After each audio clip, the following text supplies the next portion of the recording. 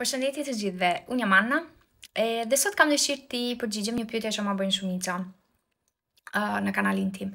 Atëherë më pyesin se unë i shoh videot por nuk arrit të mësoj. Ndjek videot edhe të tuat edhe të tjerëve dhe nuk arrit të mësoj fjalë.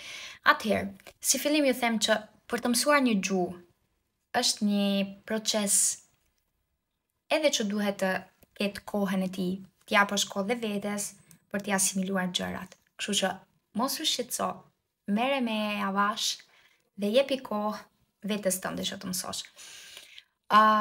Dua të ndaj me ju 3 gjëra që më ndihmojnë mua të mësoj një gjuhë të huaj, sepse edhe unë si ju që po mësoni italishte, po mësoj edhe unë një gjuhë të huaj, edhe unë shumë e video siç po mësoni ju.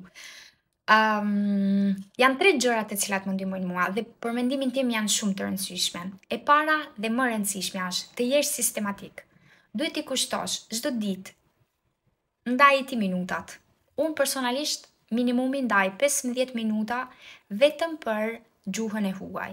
Kështu që nëse një ditë kam më shumë kohë sepse është dita e pushimit, sepse kam pak më shumë kohë, i kushtoj akoma më shumë kohë. Por minimumi 15 minuta, kur nuk kam kohë fare, kur duhet të punoj, kur duhet të kam dhe obligime të tjera, është e pamundur. 15 minuta do t'i gjej edhe do t'ja kushtoj mësimit të gjuhës. Tek sistematikja dua të fus një gjë të vogël, një pikë të vogël. Unë personalisht i mësoj gjërat shumë me të shkruar. Personalisht, kështu që kam shumë qejf për shembull në fund të videos të shkruaj 2-3 gjëra ose 2-3 fjalë të cilat i kam mësuar. 2-3 fjalë të huaj. E dyta,